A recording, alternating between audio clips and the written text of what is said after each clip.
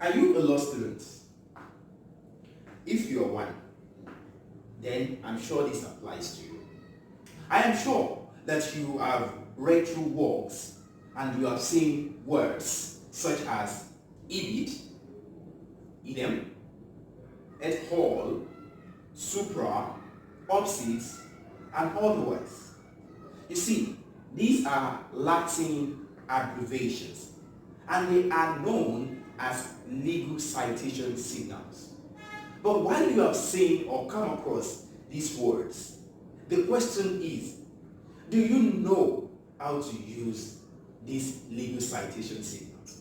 In today's video, I'm going to share with you 5 Latin abbreviations of these legal citation signals, and I'm going to teach you how to use them. My name is Yusuf Oluwafemi Salako, popularly known as Obi David. Please, if you have not subscribed, do subscribe. Ladies and gentlemen, why don't you stay with me? Back. So the first Latin abbreviation we are going to consider is op.cit. Yes, op.cit. You need to understand that op.cit is an abbreviation of a Latin phrase known as op.cit, which in its literal meaning means the work cited.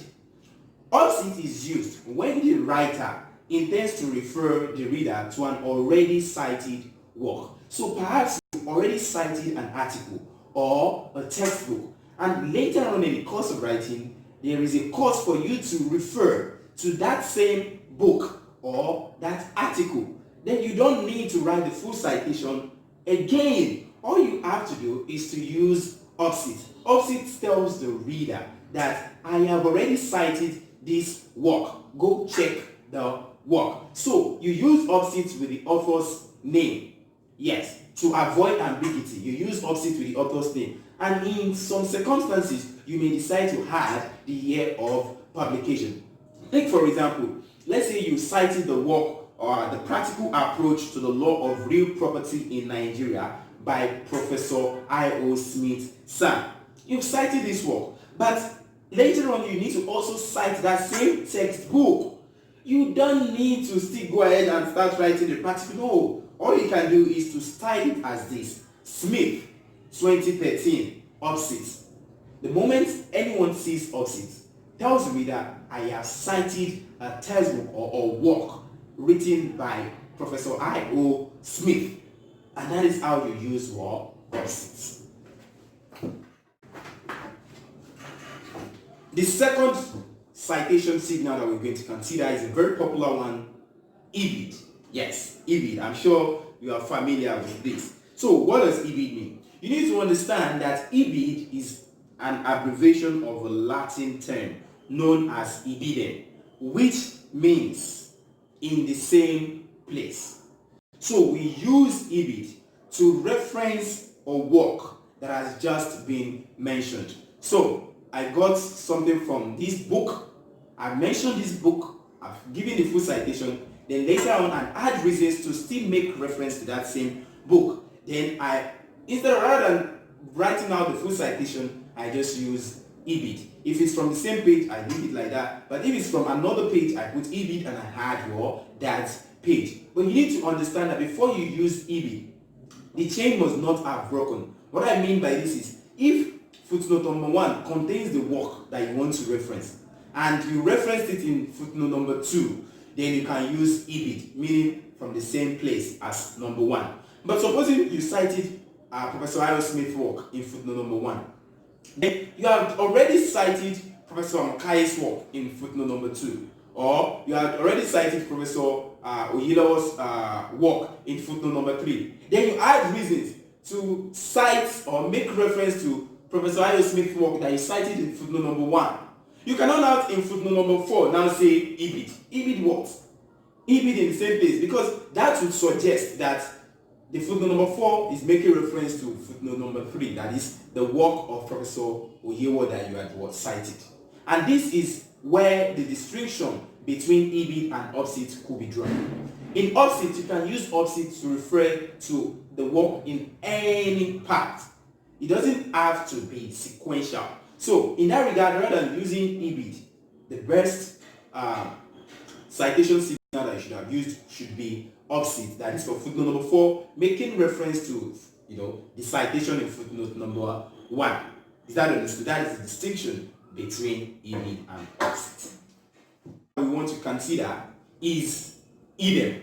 Yeah, Edem is a Latin term which means the same. Yeah, the same. But it is usually abbreviated as Ed, and it is used in legal citations to denote previously cited work or previously cited source. In essence, we use Ed or Edem the same way we use Ibid.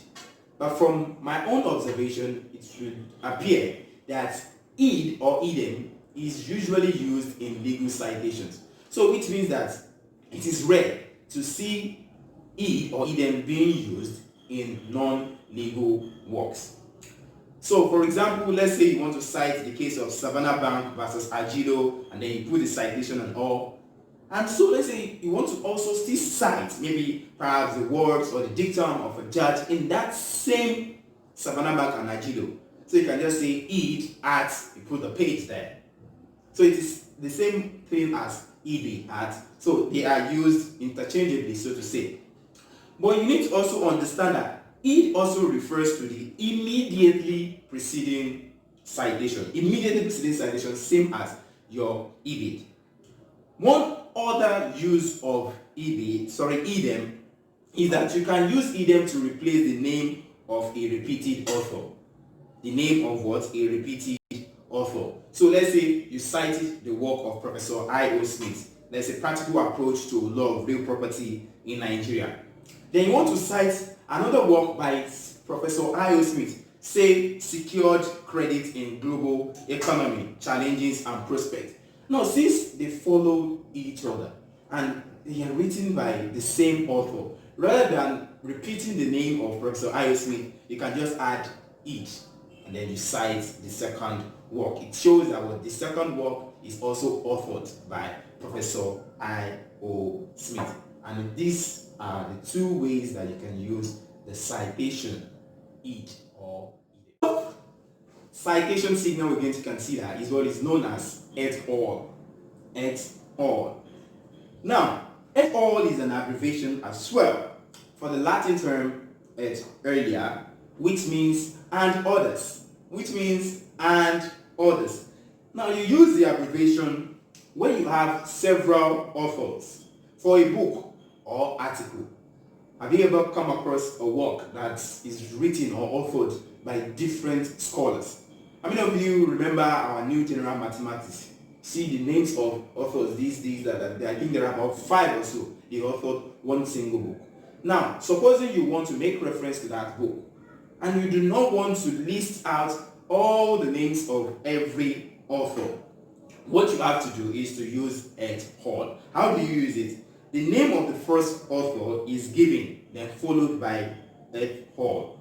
Yes, the name of the author is given, followed by et al. So, take for example, you want to cite a work written by Professor I.O. Smith and some other writers. You just say something like Smith et al. Then you put the year of publication, let's say 2013. Or you have a work written by Arowolo and others. You simply say Arowolo et al. 2012, like that. But I must caution you. And the caution is that do not misconstrue or confuse et al. With etc., which means etc. Now, you need to understand that et al. Is used to list people, authors, humans, whereas etc. is used to list things and concepts. And that is the distinction between et al. And etc. Also, when you look at the use of et al., you see that it bears some resemblance with the second use of id or Edem. But the difference is that in et al., you are using et al. To refer to several writers.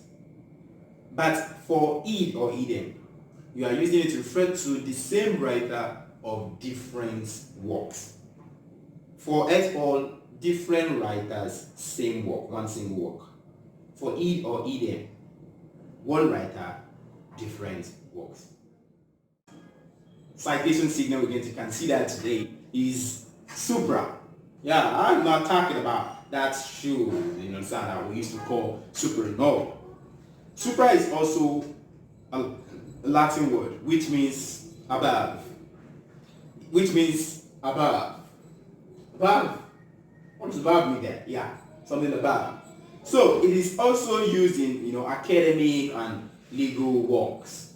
And you see that the writer uses it when he desires to refer a reader to an already or earlier cited authority. So I cited something, so like citing a work, and I just want to refer you to that work. I will say Supra to show you that I've already mentioned the work. Now, it may appear as if Supra was similar or performed the same functions as Ibid and Edem. Now, remember that both Id and Ibid, they are used to refer to a previously mentioned work, so to say. You get what I'm saying? But it is one that is immediately preceding. But for Supra, it doesn't have to be immediately preceding. That is why it is above. So you can say that, Supra notes 3, which means that check at 3, I've already mentioned the work. Or some writers will just say Supra at 8. So it means at footnote 8 or thereabout, I already mentioned this work. So all you have to do is to go back to footnote 8 and check the work that I've already mentioned. So which says above. And that is how you use Supra. And that is also how to bear out distinction between Supra and Id and also Ibid. And this is all I have for you for today. In other or subsequent videos, I'm going to also explain some other concepts. But I enjoin you to anticipate my next video where I would be teaching you how to study in a pandemic. Do anticipate. My name has not changed, for I remain Yusuf Oluwafemi Salako.